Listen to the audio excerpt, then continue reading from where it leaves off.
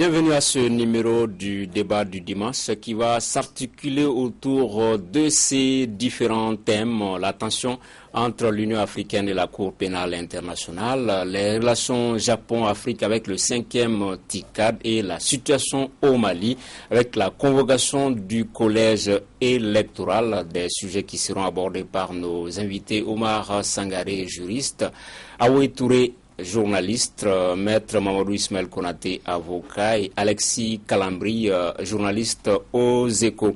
Le torchon brûle entre la Cour pénale internationale et l'Union africaine, l'UA, qui accuse la CPI de racisme.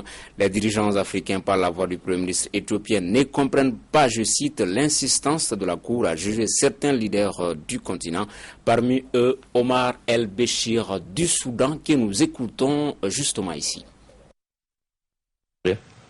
En Afrique, il y a cette conviction que la Cour pénale internationale est le nouveau visage de la colonisation pour terroriser les leaders africains. On observe d'ailleurs que tous ceux qui sont poursuivis par la CPI sont des Africains et précisément ceux qui rejettent et refusent la politique occidentale. Les États-Unis sont les premiers à faire pression sur les Africains alors qu'ils n'ont pas ratifié le statut de Rome qui signe la création de la CPI. Maintenant, avec l'arrivée de Uhuru Kenyatta au Kenya, il y a deux présidents poursuivis par la Cour. Alexis Kalambri, c'est quand même accablant les propos de Omar El-Béchir. Votre réaction là-dessus? Que je partage. Je suis d'accord que les Africains se plaignent de la Cour pénale internationale qui donne l'impression effectivement de ne s'intéresser qu'aux Africains, et encore il y a quelques cas où ça semble sincère, mais très souvent, c'est une justice des vainqueurs. La Cour pénale internationale se charge toujours d'accabler ce que les Occidentaux veulent accabler en Afrique. Bon, ceci dit, je pense que nos chefs d'État sont à bon droit de s'interroger sur, disons, son objectivité, même si par ailleurs, ils ne sont pas exempts de reproches. Omar Sangaré, le même point de vue? Non. Ce qui semble surtout ne pas s'harmoniser avec moi, mon intelligence, c'est ça. Sur 6 dossiers instruits par la Cour pénale internationale, 3 sont sur base, n'est-ce pas, d'instructions des États africains eux-mêmes. Donc n'oublions pas, la Cour internationale ne s'auto-saisit pas dans ce genre d'affaires. C'est-à-dire il s'agit d'une révélation, d'un fait générateur qui est d'abord impulsé par l'État et qui, au demeurant, essaie de mettre la Cour internationale au pied, n'est-ce pas, d'un certain nombre de respect de la légalité internationale. Je ne dirais pas que la Cour internationale ne s'est pas livrée jusque-là à la chasse, n'est-ce pas, à la chasse raciale. C'est une géométrie à géométrie variable, c'est une justice à géométrie variable, j'ai eu à le dire ici, mais comprenons-nous sur un point.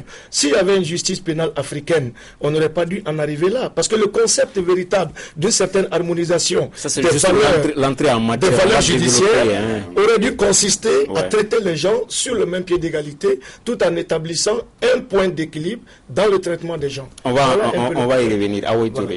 Oui, je n'ai pas les statistiques devant moi, mais par ces temps qui courent et compte tenu de l'actualité en termes de violation des droits de l'homme, quel est le continent aujourd'hui qui est le plus touché?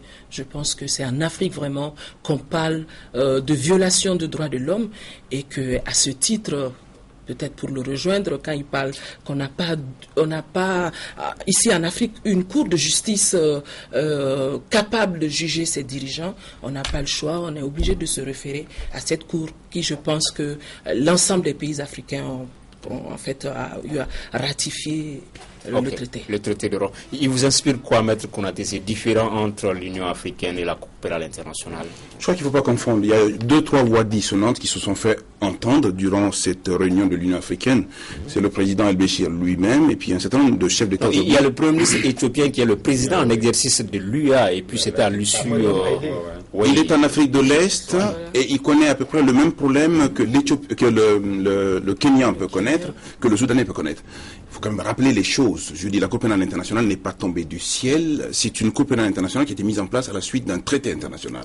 Les États africains, dans leur grande majorité, ont signé, ratifié ce traité et ont dit oui à la compétence de la Cour pénale internationale. Je rappelle simplement qu'aujourd'hui, la question de la race, c'est du ridicule aujourd'hui quand il s'agit de poursuivre des gens qui sont à l'origine de crimes abominables, les crimes de guerre, les génocides, les crimes contre l'humanité. Ce sont des crimes très graves. Et aujourd'hui, effectivement, si on avait véritablement une juridiction digne de ce nom dans nos continents, dans nos pays, on n'aurait pas eu besoin de faire recours à cette justice internationale. Oui, mais peut-être...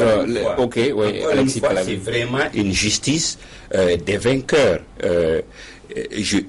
J'aurais compris. C'est vrai, les Africains ont fait la preuve de leur incapacité de faire justice, ne serait-ce que en prenant le cas d'un dossier que Maître a défendu au Sénégal de Hissène Habré. Mais en dehors de ça, on peut prendre cas par cas les dossiers qui sont dossiers des Africains pendant devant la CPI, et en face on met les chefs d'État qui auraient dû être là. Comment on appelle ça, l'ancien président Bush aurait dû être là, Sarkozy aurait dû être là, et plein d'autres qu'on peut citer qui n'ont jamais été... Bachar al-Assad qui a tué plus de 10 000 Syriens, la Cour doit peut-être s'autosaisir aujourd'hui. Voilà. Est-ce que la crainte, les appréciations des Africains, maîtres, ne sont pas fondées dès lors qu'on se met dans cette stature-là? Beaucoup de chefs d'État occidentaux, de dirigeants d'Europe sont moins inquiétés par la Cour. Mais où est le vainqueur, où est le vaincu ici? Quand vous prenez par exemple un pays comme le Soudan, quand vous prenez un pays comme le Kenya aujourd'hui, les bases de poursuite, c'est quoi? C'est qu'à la suite d'une élection, on s'est permis de tuer. La terreur existe dans nos pays. Pour arriver au pouvoir, on est tué. Quand on est au pouvoir, on est tué. Les crimes les plus abominables, la terreur, les exactions, c'est en Afrique. Ne confondez pas. Ce n'est pas parce que vous avez vu une personne voler qu'elle n'a pas été poursuivie, que l'autre personne qui a volé, qu'on a poursuivi, que vous dites non, on n'a pas le droit de poursuivre. Non. Je pense qu'aujourd'hui, plus que jamais, il faut se réveiller. Bien sûr, ce que vous dites, on peut être sensible à cela. Visiblement, il y a un certain nombre de personnes aujourd'hui, quand on voit ce qui se passe, par exemple, en Syrie aujourd'hui, il n'y a pas de raison aujourd'hui que la communauté internationale ne se mette pas en branle. Mais vous savez comment la communauté internationale est troublée dans un pays comme la Syrie. Okay. Ce que je voulais dire, l'exemple le plus proche de nous, c'est la Côte d'Ivoire. Et quand on sait que Gbagbo est déjà devant la Cour pénale internationale, mais pourquoi jusqu'à aujourd'hui, le dossier Simone Gbagbo n'a pas été transmis? Donc, moi, je ne serais pas d'accord du fait qu'on parle de justice raciale. C'est un pays qui décide de transmettre tel dossier ou de ne pas transmettre, pas transmettre tel dossier. Si la France décide aujourd'hui d'envoyer Sarkozy, je pense qu'il sera le bienvenu. Si la France ne l'envoie pas, la Cour peut peut-être s'autosaisir. Bon, ok, Omar Sangaré, ensuite Alexis. Le constat que les gens font, que les Africains en majorité font de la Cour pénale internationale est le même constat qu'ils faisaient par rapport un peu à la recolonisation française en Afrique, ou du moins des tuteurs, en disant oui, évitons que la France ne nous recolonise. Or, c'est ceux-là même qui dénoncent une certaine emprise des tuteurs, qui encore réclament par faiblesse la venue de ces gens-là. On a vu le cas en Côte d'Ivoire. À chaque fois qu'il y a des crispations, à chaque fois qu'il y a des ruptures, que ce soit ethniques, confessionnelles, d'obédience politique ou autre, c'est les mêmes Africains qui réclament la venue de ces tuteurs-là. Donc, où en sommes-nous? C'est un paradoxe. Aujourd'hui, la Cour pénale internationale, même dans les dispositifs de financiarisation, l'Afrique ne pourrait pas véritablement financer un seul procès. Imaginez, le seul procès de Charles Taylor a coûté 50 millions de dollars, soit 20% du budget de fonctionnement total de l'Union africaine. Donc, une telle cour en Afrique serait un peu butée au contraste financier et aussi à la configuration du champ de compétences. Okay. On ne pouvait... Alexis, c'est pas des arguments. À la limite, la seule concession que je peux faire, c'est que la Cour pénale est un peu comme une réponse à l'incurie de nos chefs d'État, en ce sens que l'Union africaine est mal placée parce qu'elle n'a jamais su se doter d'un mécanisme capable de jouer ce rôle-là. Et la justice est importante. Mais au-delà, l'aspect financier importe peu. C'est-à-dire qu'un procès peut se mener moins cher que ça. C'est-à-dire, si vous voyez les postes de dépenses, c'est vrai, les avocats coûtent très cher, mais quand c'est... Alexis, Alexis, juste le paradoxe. Vous savez, dans cette enceinte de l'Union africaine, on a eu 2-3 voix dissonantes. Au côté, il y avait quand même un nombre de chefs d'État africains qui avaient eux-mêmes pris l'initiative de saisir la Cour pénale internationale. Le président Alassane Dramane Ouattara était dans cette salle. Je veux dire, quelle allure il peut avoir lorsqu'il entend le Premier ministre éthiopien parler comme il a parlé? C'est pour ça que ça revient, ça conforte ma thèse que c'est une justice des vainqueurs, parce que Personne ne s'est battu contre la Côte d'Ivoire. La question ivoirienne était intérieure. Mais dans le cas ivoirien, il y a plein dans le camp RDR qui aurait dû se trouver à côté de... Ça, c'est une question d'opportunité de poursuite. La question que j'ai envie de vous poser, Maître, c'est qu'est-ce qui est important entre le choix, entre le verdict des Kenyans et puis celui de la Cour pénale internationale? Je m'explique, sachant bien que Uhuru était poursuivi par la Cour pénale internationale, les Kenyans, dans leur majorité, l'ont élu président de la République. Est-ce que c'est pas source de désaveu pour la Cour pénale internationale? Non, mais la Cour pénale internationale est une institution internationale. De l'autre côté, il y a une institution qui a été mise en place, votée par le peuple kenyan. C'est un paradoxe, je l'ai relevé ici les fois dernières que je suis passé. Mais il ne faut pas non plus confondre. Je veux dire, le président kenyan, aujourd'hui, fait l'objet d'une poursuite sur des bases de charges énormes. C'est paradoxal qu'il ait été voté. Pour autant, est-ce que même voter aujourd'hui comme cela se discute aujourd'hui, la négociation avec la Cour pénale internationale de le renvoyer devant la juridiction nationale qui ne l'ont pas poursuivi avant, qui va juger le président de la République en fonction aujourd'hui au Kenya? Pour lui dire quoi? Pour parler de quoi? Si les Kenyans veulent aujourd'hui amnistier, qu'ils amnistient. Mais aujourd'hui, la poursuite est ouverte au niveau de la Cour pénale, elle sera poursuivie. Et une autre question, qu'est-ce qui empêche le continent de poursuivre, même de juger ses leaders à l'échelle africaine? Qu'est-ce qui nous empêche de pouvoir juger nous-mêmes, nos chefs d'État? Est-ce que c'est un manque de volonté politique? Nous avons mis en place des juridictions par-ci, par-là, sans pour autant donner véritablement les moyens essentiels à ces juridictions de pouvoir se saisir donc de situations comme celle-ci et de poursuivre. Alors le problème est assez complexe, c'est-à-dire qu'il faut mettre déjà un cadre juridique relativement important. Il faut qu'il y ait une volonté politique des chefs d'État qui suivent. Okay. Non, je pense que simplement nous n'avons pas une justice forte parce que les institutions sont faibles. On a vu plein de cas, si je prends la Centrafrique. Le président est tombé, la justice ne s'est pas gênée pour poursuivre Bozizé, alors que tout ce qu'il a fait, en fonction, les mêmes magistrats étaient là, et c'est toujours comme ça. Donc, nous n'avons pas un appareil judiciaire fort, en tout cas courageux, capable. Une remise en question, si vous voulez, de l'appareil judiciaire. Je pense que c'est là. Ceci dit, il y a un syndicat des chefs d'État qui fait bloc chaque fois que quelqu'un parmi eux est menacé ou a disons des casseroles, et c'est un handicap. C'est un manque de volonté politique, ça il faut le dire. Oui. On n'est pas suffisamment courageux pour mettre en place un cadre juridique cohérent qui puisse prendre en compte aujourd'hui les situations que nous avons. Et tant qu'on ne le fait pas, c'est des justices internationales qui viendront régler. Et justement, à chaque fois qu'on parle de Cour pénale internationale, les Africains, dans leur majorité, ne comprennent pas pourquoi un pays comme les États-Unis n'ait pas ratifié le statut de Rome, par exemple. Alors, c'est frustrant. Non, mais au-delà, c'est-à-dire qu'on ne va pas non plus obliger les États-Unis à signer. C'est une question de souveraineté. Ce pays a estimé qu'il n'était pas de son intérêt aujourd'hui de pouvoir signer un engagement comme le traité de Rome et de pouvoir se mettre sous la compétence de la Cour pénale internationale. Mais quand même, une chose est que les États-Unis ne sont pas partie prenante là-dedans, mais personne ne peut nier aujourd'hui l'existence d'une justice indépendante aux États-Unis, d'une justice qui est capable de poursuivre. Même si aujourd'hui, des crimes qui se commettent par des militaires américains, notamment en dehors des États-Unis, sont pris en main et sont réprimés suivant des modalités et des conditions qui sont discutables. Ok. Omar Sangaré, ensuite Alexis Kalala. Du point de vue respect de l'appareil judiciaire aux États-Unis, personne ne peut contester quoi que ce soit. Tout le monde sait qu'à chaque fois que l'occasion a été donnée à la justice américaine de s'exprimer par rapport à tel ou tel désaveu, ils l'ont fait.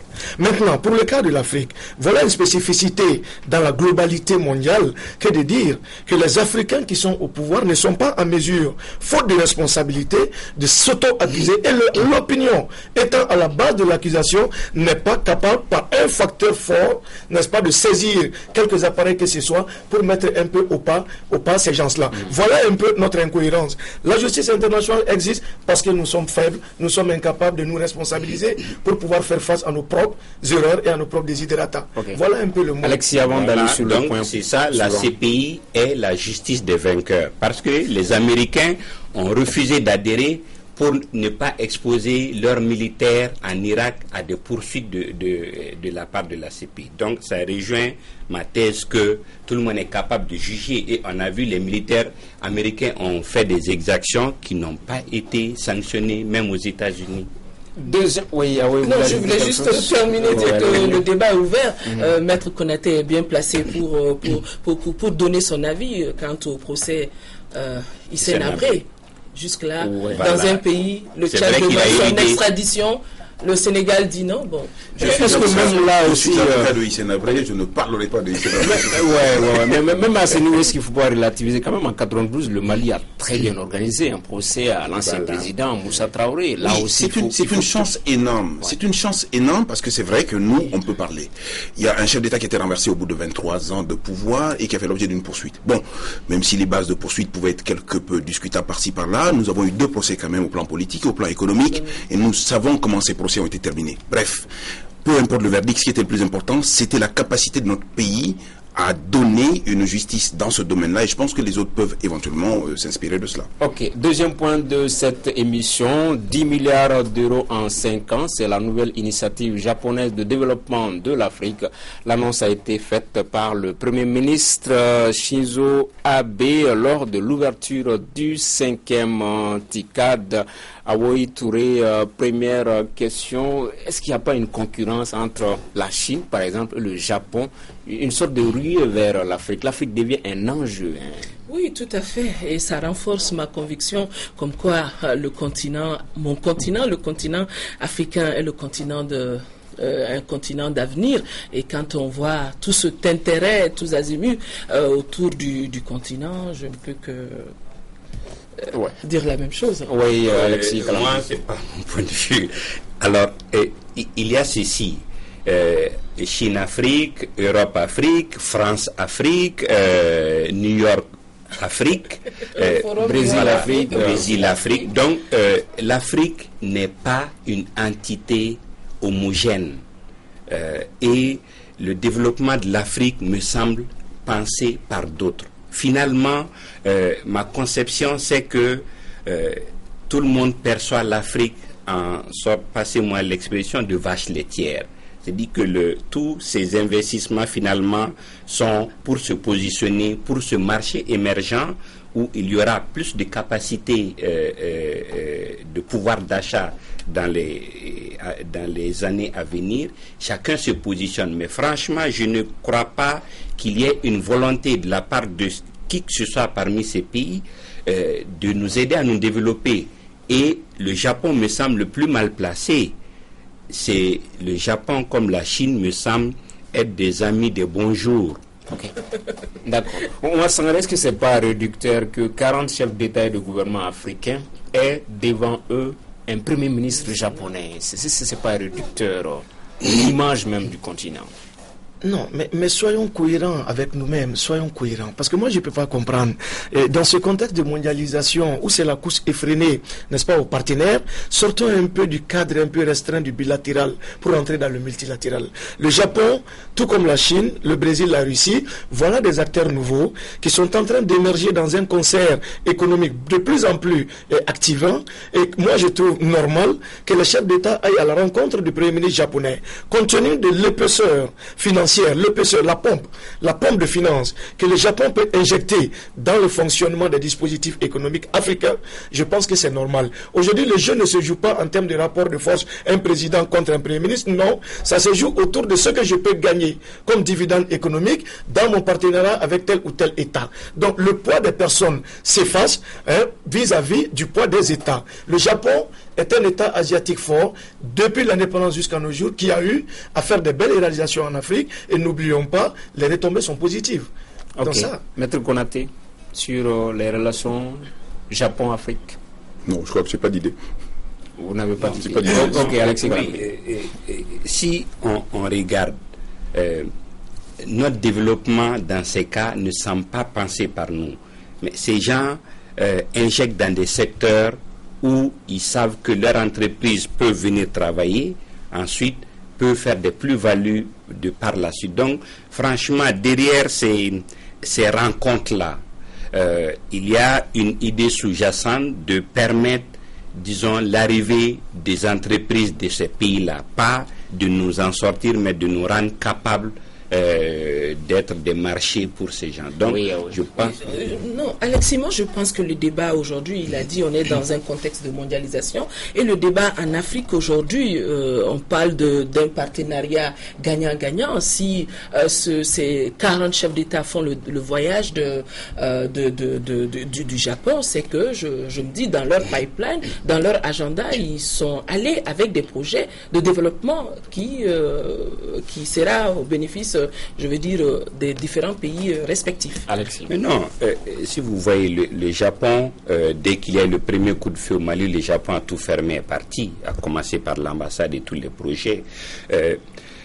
Et si vous voyez toute la documentation qu'il y a par rapport à ces rencontres-là, il est clairement dit que l'Afrique va être un marché émergent et qu'il est important que l'on se positionne pour être sur ce marché.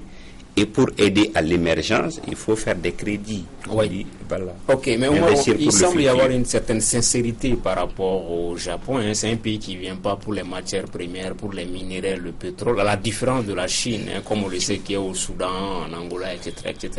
À la lecture succincte de tout ce partenariat sino-africain, japono-africain ou quoi, je trouve que la sincérité se conjugue avec un certain nombre d'expressions qui sont intelligentes et visibles. La première des expressions, c'est quoi? Voilà, ils sont très rapides dans le déblocage des finances, ce qu'ils promettent. Ensuite, c'est assorti de moins de conditionnalités.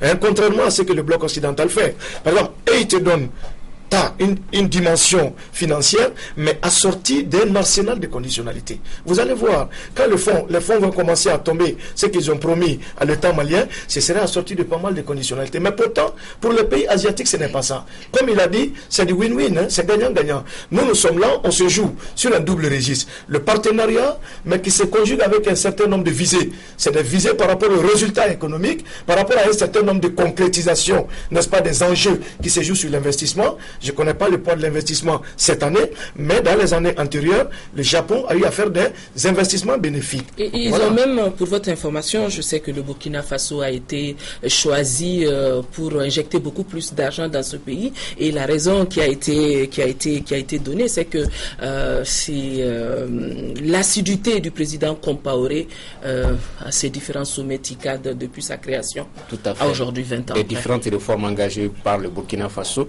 Dans les conclusions, j'ai également appris que le sommet va être tournant. Peut-être dans 2 ans, ils vont venir en Afrique et puis tenir. Mais Oumar Sangaré, pourquoi pas peut-être un seul chef d'État africain, par exemple, le Sud-Africain Jacob Zuma, il fait partie des BRICS aussi, il peut bien tenir tête à des économies comme celle du Japon, par exemple.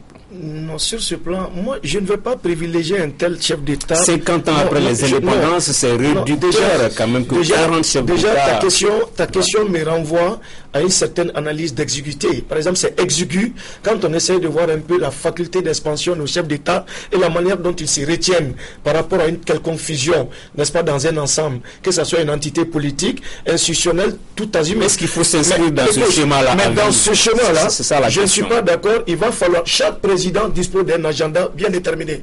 Et chaque président focalise son voyage sur un certain nombre de secteurs. Donc voilà un peu des déplacements qui sont centrés sur des intérêts nationaux et locaux. Le développement ne peut pas être impulsé, contrairement à ce que les experts économiques vous disent. Je n'ai pas vu dans un document économique sérieux qu'un État s'est développé dans un ensemble au départ. L'Angleterre s'est développée seule, non seule, l'Angleterre, les États-Unis seuls, le Japon seul avec l'ère Meiji, l'Angleterre avec la politique de l'Enclosure Act, la France avec un certain nombre de réformes impulsées de l'intérieur, et après, la communautarisation s'effectue. D'accord, voilà. Nous allons continuer dans cette émission avec notre troisième sujet, avec la convocation du collège électoral. C'est désormais officiel, c'est irréversible. Les Maliens iront aux urnes le 28 juillet prochain pour l'élection du président de la République. Décision prise par le gouvernement en début de semaine lors d'un conseil des ministres extraordinaire. Là-dessus, nous écoutons le ministre de l'administration territoriale, colonel Moussa Sinko Koulibaly, interrogé par nos confrères de l'ERTM. La convocation du collège électoral en ces jours signifie tout simplement qu'on est suffisamment avancé en termes d'organisation matérielle des élections, en termes d'organisation technique des élections, et que nous sommes prêts maintenant à donner la parole au peuple malien, afin que le peuple malien se choisisse un nouveau président au mois de juillet prochain. La campagne électorale, ce sera du 7 juillet au 26 juillet. Le dépôt des candidatures pour les présidentielles, c'est prévu jusqu'au 28 juin. Et matériellement, techniquement, tout est fin prêt pour qu'il y ait l'élection présidentielle sur toute l'étendue du territoire national.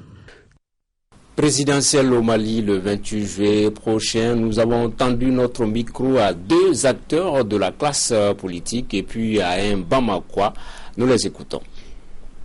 Nous tenons à ces élections en juillet parce que la meilleure façon pour nous de sortir du coup d'État, c'est effectivement d'aller à ces élections. Nous sommes totalement prêts, pas seulement sur le plan de l'organisation matérielle ou des ressources humaines, mais au niveau des ressources humaines, sur le plan mental, nous sommes prêts à la mission. Pas parce que nous sommes prêts, mais parce qu'il y a des gens qui nous forcent à y aller. Donc, puisque nous ne sommes pas libres de ce que nous faisons, donc on va les faire. Quoi que on dise, c'est l'hivernage, cela constitue un handicap pour nos populations, mais on va les faire. Voilà, Alexis, c'est irréversible, hein, c'est officiel, présidentiel le 28 juillet prochain. Qu'il pleuve ou qu'il vente.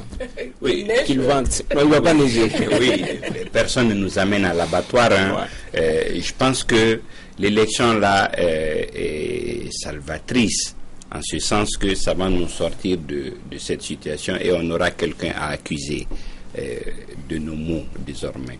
Bon, ça n'a échappé à personne que le lendemain de l'adoption de la loi, de la convocation du collège électoral, le ministre des Affaires étrangères de la France était là. Donc je pense qu'il y a beaucoup d'éléments qui font que, à la limite, c'est contraint et forcé qu'on y va. Travaillons à ce que ça soit possible et puis bon voilà. Maître, contraint et forcé, on y va? Oui, je préfère ne pas... Je ferai comme si j'ai rien entendu. Je suppose que le Mali est un pays indépendant et souverain et que les autorités, bien que intérimaires, ont un certain nombre de prérogatives de pouvoir qu'ils exercent et qu'ils exercent convenablement. C'est une très très bonne chose que le collège électoral a été convoqué pour le 28. Au moins, on a sonné le tocsin pour l'élection présidentielle. Pour autant, il faut quand même se dire un certain nombre de vérités. Les tâches qui sont à la charge du gouvernement de la République du Mali, particulièrement du ministre de l'Intérieur aujourd'hui, sont des tâches qui sont énormes. Je pense qu'il faut faire en sorte aujourd'hui que ce collège, une fois appelé, qu'on ait une liste électorale qui soit relativement fiable, que les électeurs qui souhaitent se déplacer obtiennent leur carte d'électeur le plus tôt serait le mieux. Mais je rappelle simplement que ces cartes d'électeurs sont des cartes biométriques aujourd'hui. Il ne s'agit pas de les prendre pour aller les distribuer. Il faut que les gens viennent plutôt prendre leur carte et s'assurer que c'est les leurs. Et je pense qu'on n'est pas à l'abri de difficultés. C'est tous les jours maintenant que le gouvernement de la République doit non seulement travailler, mais en même temps rendre compte de son travail. De manière à ce qu'on puisse évaluer le travail qui se fait. Et voilà. Ah oui, sur la convocation du collège? Oui, non, je pense que ça a le mérite de clarifier la situation. Maintenant, chacun est mis devant ses responsabilités et je pense que la pression, elle est là. Et moi, mon inquiétude, c'était par rapport à la Commission électorale nationale indépendante qui, quelques jours avant, émettait des réserves par rapport à la tenue des élections. Ouais. Donc je pense que maintenant on n'a plus le choix, contraint et forcé, on y va. Omar Sangaré. Donc voilà encore que nous retombons dans le vieux schéma du dictat, de l'hégémonie occidentale. Ah, vous pensez que c'est un dictat, c'est fort. Mais bien sûr, parce qu'aujourd'hui, si on s'en tenait, par exemple, à l'aspiration collective, et tout de suite au désir majoritaire, les gens ne sont pas d'accord, n'est-ce pas, qu'on aille aux élections sans pour autant clarifier le cas Kidal. Justement, le cas Kidal, c'est la deuxième partie. Non, bien sûr, avant d'y arriver, il y a quand même quelques signes avant-coureurs qui nous font dire effectivement que l'ordonnateur de tout ça, c'est la France. Et si la France fixe les caps, nous sommes obligés de s'y rendre. Maintenant, comment s'y rendre? Avec quelle méthode? Avec quelles données? Le champ est déjà, le terrain est balisé, les acteurs se positionnent. Désormais, il n'y a plus comme on dit, d'ambiguïté dans ça. On a fixé la date, on y va. Maintenant, on va avec quelle résolution, par rapport à quelle emprise territoriale, par rapport à quel recouvrement de notre espace conquis. Voilà un peu l'interrogation majeure. Ok, avant de venir au cas Kidal, oui, Alexis, allez-y. Un peu mettre les enjeux maintenant, c'est beaucoup dans la communication. Bon, jusque-là, le ministre a travaillé à la limite à plus rassurer qu'à communiquer sur les étapes réelles. C'est-à-dire, on est des grands garçons, on est vaccinés. Il n'a à rassurer personne qui nous dise exactement où on en est, qu'est-ce qu'il y en est et qu'est-ce qu'on doit faire. Justement, par rapport à où est-ce qu'on en est, moi je voulais poser cette question. Le collège électoral est convoqué pour le 28, mais récemment il y a eu une annulation d'un marché par la direction générale des marchés. Quelle incidence ça va avoir? Non, ça n'a pas d'incidence. C'est-à-dire que c'est toi qui le dis. Oui, non, ça n'a pas d'incidence. C'est-à-dire le journal Les Échos, au moment de l'attribution du marché, a écrit que ça ne s'est pas passé dans l'orthodoxie en la matière. On en a eu cure.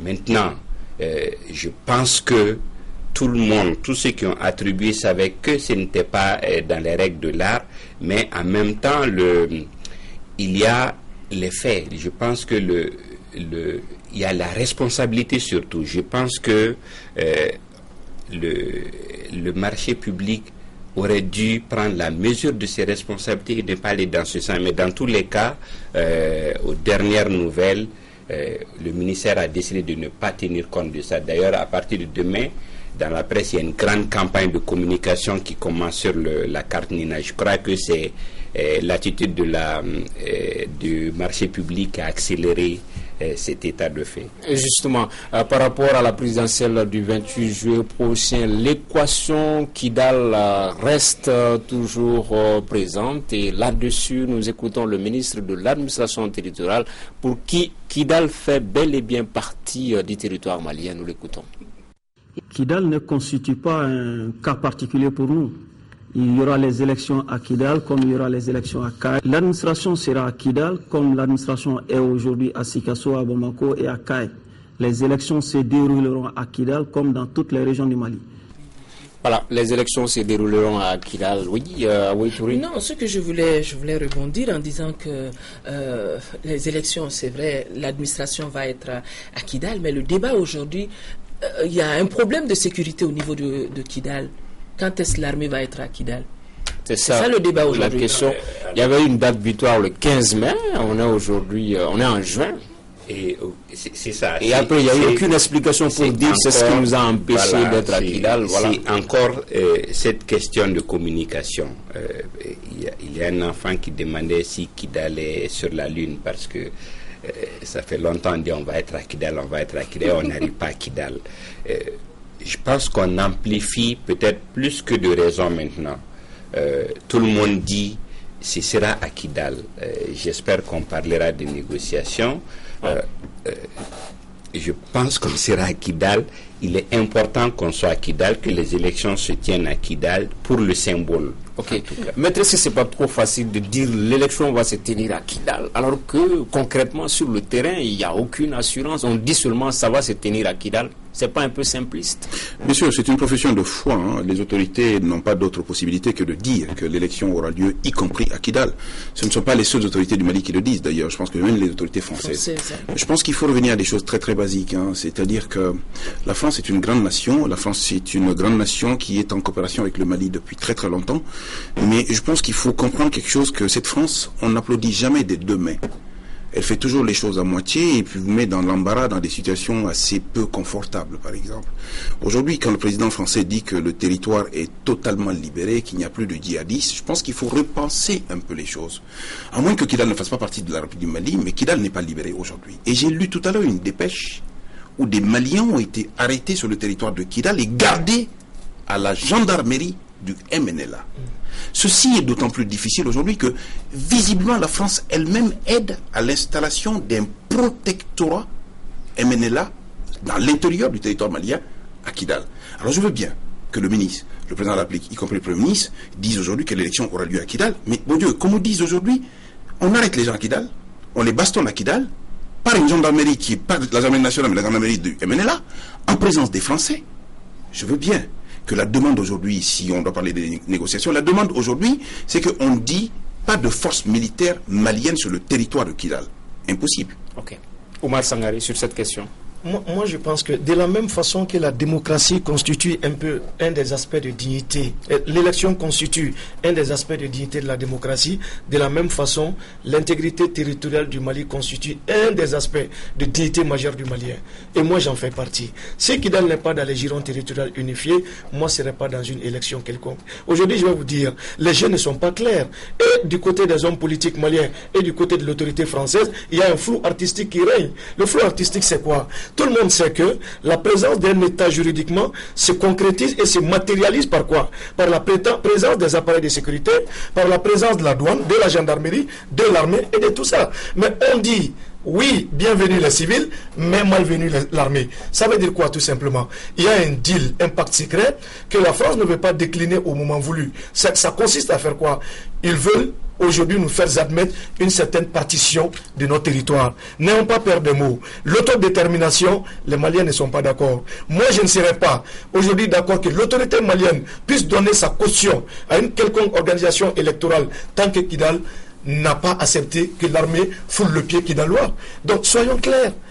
C'est un peu ça. Ah oui, Touré. Oui, Tangara, on ne peut pas parler de Kidal sans parler de ces négociations qui se tiennent depuis le début de la semaine à Ouagadougou. Et aujourd'hui, Maître Konaté vient de lire une dernière dépêche. Je viens de lire une dernière dépêche aussi qui dit que c'est clair, les négociations sont dans l'impasse et on a entendu le porte-parole du MNLA dire que l'armée ne mettra pas pied. Justement, j'étais en train de chercher quelques lignes de cette dernière dépêche où le MNLA pose des préalables avant toute négociation avec, je cite le gouvernement malien, c'est la libération des prisonniers politiques du MNLA, le retrait de toutes les forces de défense du territoire de l'Azawad pour pouvoir accepter un éventuel dialogue, je cite, avec le gouvernement malien. Alexis, est-ce que les politiques ne se sont pas laissés piéger? Ils ont accepté d'aller à la présidentielle le 28 juillet sans que l'équation Kidal, la question sur Kidal, n'ait été définitivement précisée. Est-ce qu'il n'y a pas un piège? C'est dit, pour moi, la solution, je l'ai toujours dit, le dialogue et la négociation sont indispensables. Ceci dit, il y a déjà... avec des gens qui veulent négocier aussi. Non, le premier problème même, autour de la table, il y a des gens contre lesquels l'État malien a émis des mandats d'arrêt qui sont en face dans la négociation. Et je demeure convaincu que ils ont fait monter les enchères pour se sauver la face et pour, disons, mettre la barre plus haut. Mais franchement, ni le médiateur, ni leur mentor et leur parrain ne sauraient accepter qu'ils posent des conditions de ce genre. Les conditions, j'aurais compris qu'on dise on ne vient pas à la table tant que, mais c'est pas autour de la table qu'on va dire non, je pense que c'est pas sincère. Il y avait même une dernière recommandation que j'ai omise, c'est la reconnaissance du droit à l'autodétermination. Donc ça fait partie des préalables du MNLA pour négocier avec le gouvernement malien au Marseille. Dans mon analyse vis-à-vis du cas MNLA et l'autorité malienne, voilà un vocabulaire que j'ai banni de ma grammaire, c'est-à-dire c'est le mot négociation. Le MNLA n'étant pas, c'est-à-dire un organe légalement constitué, je ne vais pas négocier avec un groupe rebelle et terroriste. Imaginez un seul instant, il y a des expressions qui sont en train de ressurgir de ça et là et que les gens font semblant d'ignorer. Ce n'est pas bon. Parce que c'est des mots qui ont l'air pesant d'or, qui ont l'air poids. Aujourd'hui, tout comme ces deux-là, moi aussi j'en ai vu un écrit qui m'a beaucoup effrayé. Ça m'a donné des frissons. Ils ont écrit, oui, la France dit, on est d'accord, les civils vont venir, on va organiser les élections, mais sous la sécurisation de l'armée française et des éléments du MINUSMA. Voilà un peu que les nôtres sont exclus, une fois de plus encore. Nous n'acceptons pas. Une autre question là-dessus, on parle souvent de questions de légitimité. Certains disent que c'est un gouvernement légitime qui est à même d'approfondir le dialogue, les négociations avec le MNLA. Est-ce que ça peut tenir un argument pareil? Oui, bien sûr, sauf qu'il ne faut pas prendre d'engagement en lieu et place du président de la République qui arrive. Je veux dire, on ne peut pas stipuler pour autrui dans le cadre de cette affaire du MNLA. Je rappelle simplement qu'en fait, on n'est pas en train de négocier à Ouagadougou. Ce sont les forces rebelles qui se sont mises les unes et les autres et sont en train de travailler sur une plateforme en vue d'entamer une discussion avec le gouvernement de la République du Mali. Et je pense qu'il faut revenir à des choses très très basiques. C'est inadmissible dans un communiqué comme celui qui a été lu par le MNLA aujourd'hui, qui indique qu'il faut libérer les prisonniers politiques. Le Mali n'a pas de prisonniers politiques. Le Mali a des prisonniers de guerre. Et le deuxième point aujourd'hui, quand on nous demande préalablement de reconnaître le droit à l'autodétermination, il ne faut pas mettre la charrue avant les bœufs. Tout le problème aujourd'hui consiste à donner un statut au MNLA. Qu'est-ce qu'il est? Pour moi, c'est un groupuscule rebelle, militaire, parmi lesquels il y a encore des terroristes à l'intérieur. Donc préalable pour préalable aujourd'hui, il n'est pas tant nécessaire de discuter que si on sait qu'en discutant, on veut se mettre sur des bases de discussion relativement acceptables. Out aujourd'hui la question de la charia, out aujourd'hui la question de la partition du territoire national, out aujourd'hui tout ce qui concerne la remise en cause des règles de la démocratie. Qu'est-ce qui reste aujourd'hui? Il faut négocier. La guerre est impossible, la guerre est inadmissible, et les forces militaires alliées qui sont venues avec nous n'accepteront pas de faire la guerre.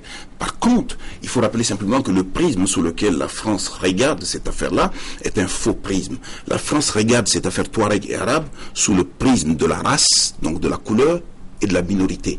Okay. Nous regardons sous le prisme de vivre ensemble. Et c'est de cela qu'il s'agit. Ok. Alexis Kalambri, par rapport à cette question, puisqu'il y a certains Maliens, des politiques qui pensent qu'il faut y aller, c'est un gouvernement légitime qui va régler ça définitivement. Qu'est-ce que vous en pensez? Je pense que le médiateur a été très clair. Pour le moment, il s'agit de négocier et de permettre les élections avec la présence de l'administration et des forces militaires maliennes. Maintenant, le reste des négociations viendra avec le gouvernement une fois élu. Mais à la limite, les négociations actuelles sont imposées par la France. Si vous avez vu, le MNLA ne représente pratiquement rien. J'aurais même compris qu'on est juste en face, le Haut Conseil encore que. Mais franchement, je pense que les Français ont encore le temps de revenir à la raison et de voir où se trouve l'intérêt du peuple malien, si tant est que. Oui. Dans ce débat, en fait, mon problème, c'est que dans ce débat, on n'entend pas beaucoup nos hommes politiques. Ils sont pressés, on va vers les élections, et puis bon, après, qu'est-ce qui va rester?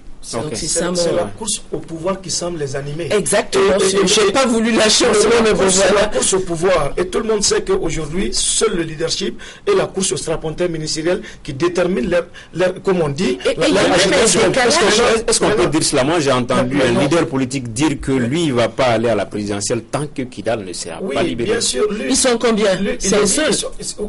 Écoutez, c'est un îlot dans un océan. Imaginez. Par exemple, moi, aujourd'hui, j'aurais dû comprendre que toute la classe politique, n'est-ce pas, s'allie derrière les autorités pour dire pas d'élection sans que l'armée ne foule le sol de Kidal. Aujourd'hui, la France aurait dû établir d'autres postulats. Mais le postulat même de la négociation étant faussé, je pense qu'effectivement, tout le monde peut aujourd'hui prédire l'issue. Parce que si c'est notre appartenance à un territoire unifié qui semble être le point d'intersection, le point de blocage, je pense qu'on est mal parti pour une négociation. Si aujourd'hui, le fait de renoncer à la qualité de la laïcité dans notre modèle républicain qui semble poser, n'est-ce pas, problème, on est mal parti. Okay. Si aujourd'hui, on semble s'auto-proclamer existentiellement pour dire qu'on existe sur une portion du territoire avec les armes et qu'on veut s'imposer aux autres, n'étant pas représentatif d'une communauté, la base est faussée. Okay. Déjà, le débat, on en va pour le négatif. Okay. Alexis, au vu de ces préalables-là, quelle doit être la posture du gouvernement malien par rapport aux prochains pourparlers à Ouagadougou? Oui, le gouvernement, je reviens, moi je crois beaucoup au dialogue et je crois en la communication. Le peuple n'est pas impliqué.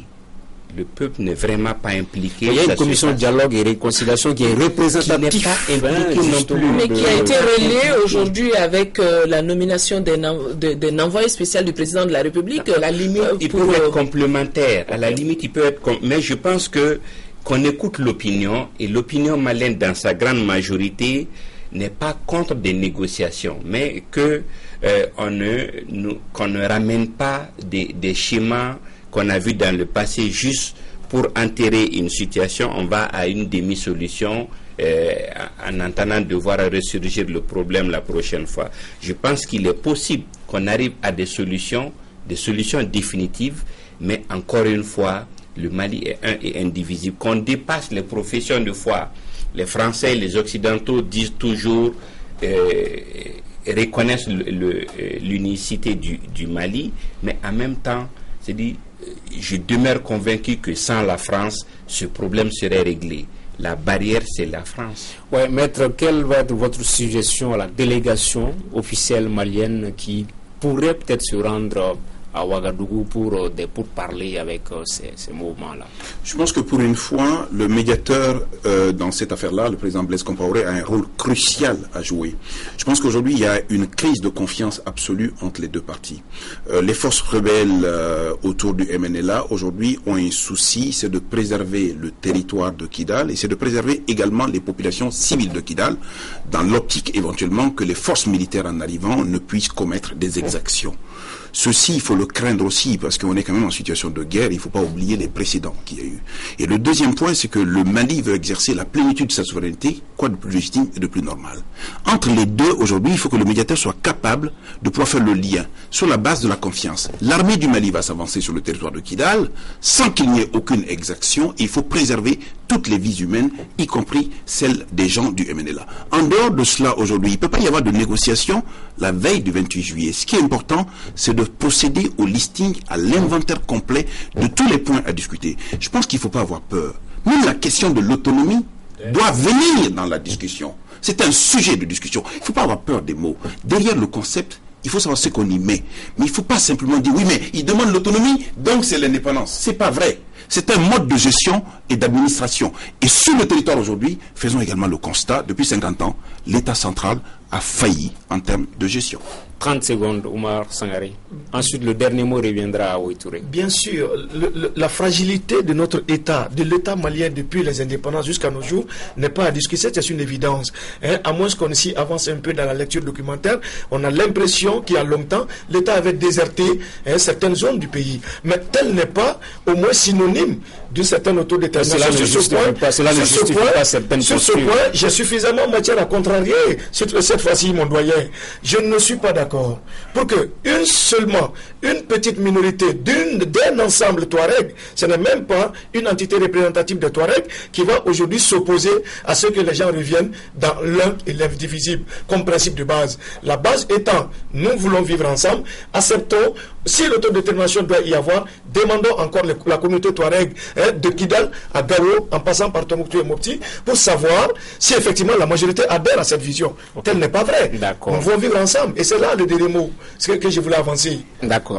Non, de mon point de vue, je demeure convaincu que Kidal fait partie du Mali. Kidal, des élections vont se dérouler à Kidal et que, en ce moment, focusons-nous sur l'organisation des élections. Et que, juste un point. On va pas parler d'autodétermination. Je parlais d'autonomie. Je ne vais pas parler d'autodétermination. Je vais parler d'autonomie. Voilà. Autonomie comme étant un mode de gestion et d'administration du territoire. Tout à fait. C'est l'autodétermination. C'est sur ces précisions que prend fin ce numéro du débat du dimanche. Merci de l'avoir suivi. Nous recevions Oumar Sangaré, juriste, Aoué Touré, journaliste, maître Mamadou Ismaël Konaté, avocat, Alexis Calambri du journal Les Échos. Merci de l'avoir suivi. Retrouvez l'émission sur africalbetelevision.com. À dimanche prochain.